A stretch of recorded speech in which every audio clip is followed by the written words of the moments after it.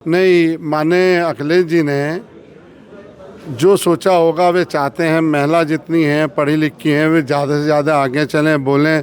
जैसे हमारे यहाँ पर अभी 2 MP ऐसे जीत के आई हैं, एक तो इकरा हसन आई और एक हमारी उधर से उनकी बेटी आई तो वे प्रिया सरोज। वे चाहते हैं हमेशा बच्ची लड़की आगे निकलें और ये भी अपने हकूक़ को पहचानें। दोस्तों नमस्कार, मैं रोहित शर्मा और आप देखना शुरू कर चुके हैं हिंदुस्तान 9 न्यूज। आज मैं मुजफ्फरनगर में मौजूद हूं और समाजवादी पार्टी से जिसको टिकट मिला है वो है सुंबुल राणा। वो कादिर राणा की पुत्रवधू हैं, मुनकाद अली की बेटी हैं और मीरापुर से समाजवादी पार्टी ने उनको चुनावी मैदान में उतारा है। कादिर राणा जी मेरे साथ हैं। थोड़ा सा इनके बारे में और मैं आपको बता दूं, ये केवल एक नेता ही नहीं, एक बिजनेसमैन भी है।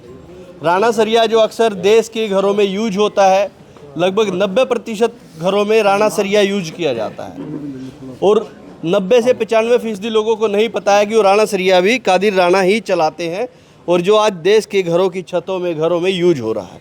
कादिर जी, सबसे पहले तो आपको शुभकामनाएं कि 3 साल से संघर्ष था, 2021 में पार्टी ज्वाइन की और उसके बाद अब पार्टी ने आपको टिकट दिया, एक इनाम दे दिया। तो कैसे देख रहे हैं, कहाँ पर स्टैंड करता है आज के दिन ये चुनाव? मैं पहले तो माने अखिलेश जी को, भैया को बधाई मुबारकबाद दूंगा।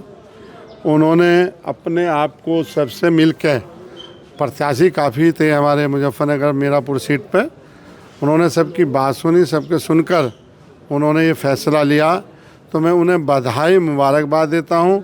अपने समाजवादी पार्टी के वर्करों को, समाजवादी पार्टी के नेताओं को, समाजवादी पार्टी के मतदाताओं को, सबको मैं बड़ी खुशी से, बड़ी उत्साह उनको तहे दिल से शुक्रिया अदा करता हूँ।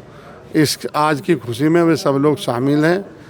उम्मीद है आशा मुझे बहुत अच्छा रिजल्ट हमारा रहेगा। जो टिकट हुआ वो आपकी पुत्रवधू को हुआ, आपकी बहू को टिकट मिला, तो इसके लिए भी कोई रणनीति या कुछ ऐसा रहा कि महिला को आगे रखेंगे तो महिलाओं का जो वोट है वो भी मिल पाएगा, या इसके पीछे कोई और रणनीति थी? नहीं, माने अखिलेश जी ने जो सोचा होगा वे चाहते हैं महिला जितनी हैं पढ़ी लिखी हैं वे ज़्यादा से ज़्यादा आगे चलें बोलें। जैसे हमारे यहाँ पर अभी 2 MP ऐसे जीत के आई हैं, एक तो इकरा हसन आई और एक हमारी उधर से उनकी बेटी आई तो प्रिया सरोज।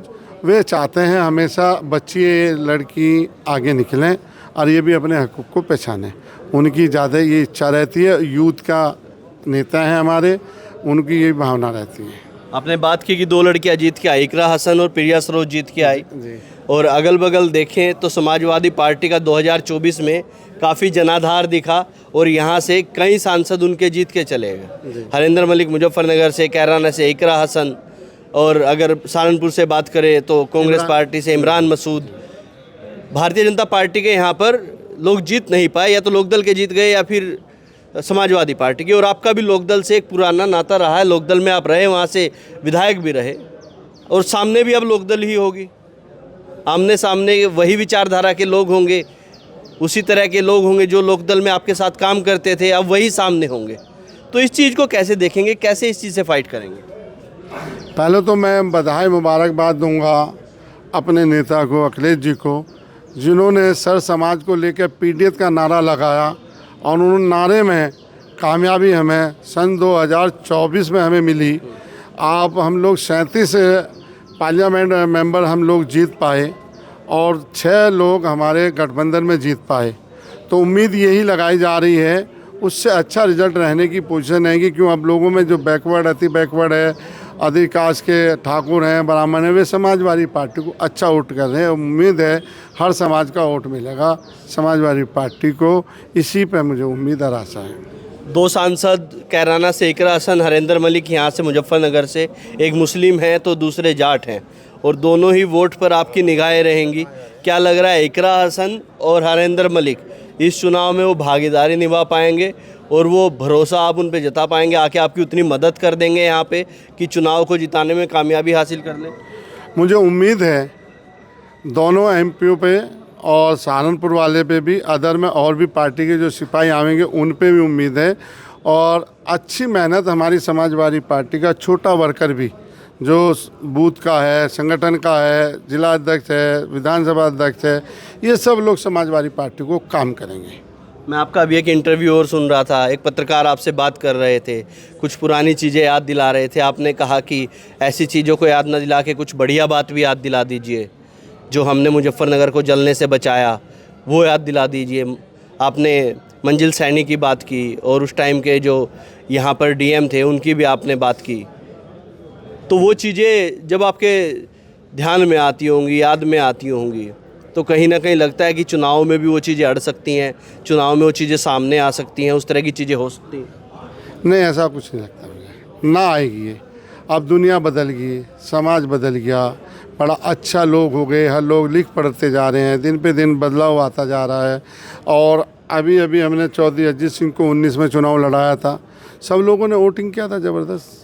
हरिंदर मलिक लड़े, उनको वोटिंग किया, ज़बरदस्त किया, उधर उनको किया। ऐसा कुछ नहीं आएगा, सब अच्छा रहेगा, माहौल बहुत अच्छा माहौल रहेगा। अखिलेश जी ने अभी 2 दिन पहले ही एक ट्विटर के माध्यम से भारतीय जनता पार्टी पर आरोप लगाया, जो बहराइच में हुआ। बहराइच के बाद कहा कि उपचुनाव आने वाले हैं और ये भारतीय जनता पार्टी इस तरह की साजिश करती है। बहराइच में एक दंगा हुआ, एक लड़के की जान चली गई, आरोप लगे कि कुछ लोगों ने गोलियां चलाई और उस लड़के की जान चली, और अखिलेश यादव ने कहा ये भाजपा ऐसा कराती है।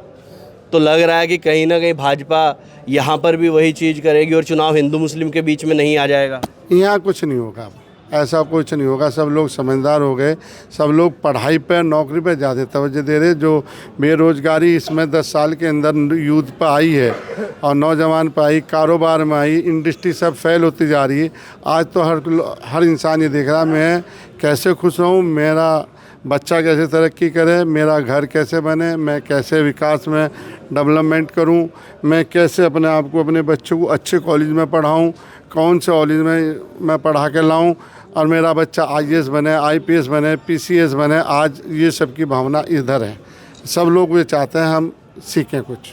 जब से सुम्बुल राणा को टिकट हुआ है, हर कोई गूगल सर्च कर रहा है, कोई फेसबुक, कोई इंस्टाग्राम, अपने अपने माध्यम से हर कोई सर्च कर रहा है और अपने प्रत्याशी को देखना चाहते हैं कि हमारे प्रत्याशी कौन है। तो मिलजुला के एक छोटी सी फ़ोटो उनकी मिली है और वही फ़ोटो सब लोग देख रहे हैं कि ये हमारे प्रत्याशी हैं। और हम भी कोशिश में है कि प्रत्याशी से बातचीत कर सकें और लोगों के सामने दिखाएं, उनके विचार रखें। तो प्रत्याशी सामने आएंगी, चुनाव में आएंगी तो कब आएंगी? और एक मुस्लिम बेटी और एक मुस्लिम बहू को टिकट मिला है, तो आगे जो मुस्लिम लड़कियां हैं या बहू हैं या मुस्लिम महिलाएं हैं, उन पर भी आपको लगता है कुछ प्रभाव इसका रहेगा और वो भी आगे बढ़ेंगी? जी रहेगा।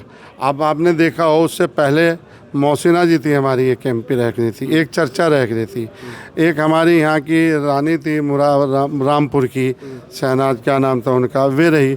उनको देख के धीरे धीरे बच्चे चले और जैसे जैसे शिक्षा आ रही ऐसे ऐसे बच्चों में बदलाव आ रहा है, धीरे धीरे बदलाव आ रहा है। जैसे अब ये 5-6 बच्ची आई, एक विधायक है हमारी डॉक्टर जो 22 में जीत के आई, जब विधानसभा में बोलती है तो वो अलग ही अपना एक रुतबा दिखाती है। तो उसमें जैसे हमारी बहन खड़ी हैं, ऐसे ऐसे बच्चे बहुत हैं जो आगे आने की कोशिश करेंगे और तरक्की करेंगे।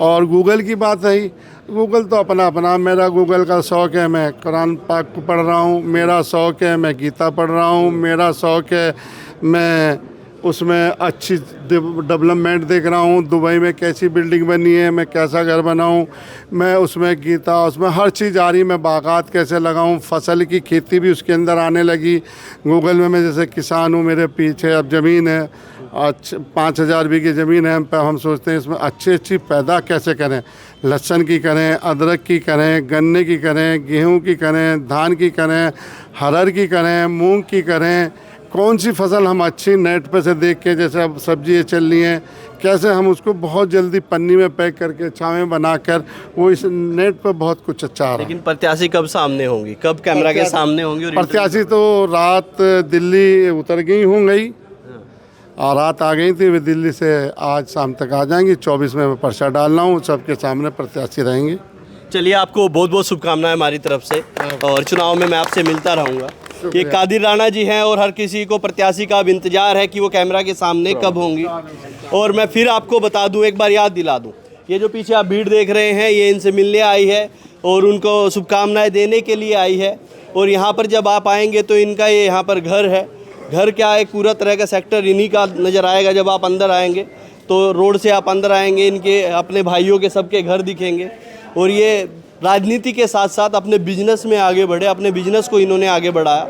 राणा सरिया को देश भर में आज लोग खरीदते हैं, वो इनके ही यहाँ से बनता है, इन्हीं की वो फैक्ट्रीज हैं, इन्हीं का ये सब कुछ है जो आपके घरों में, आपके घर तक, छत तक और सारी चीज़ों तक पहुँचता है। और राणा सरिया कादिर राणा ही चलाते हैं।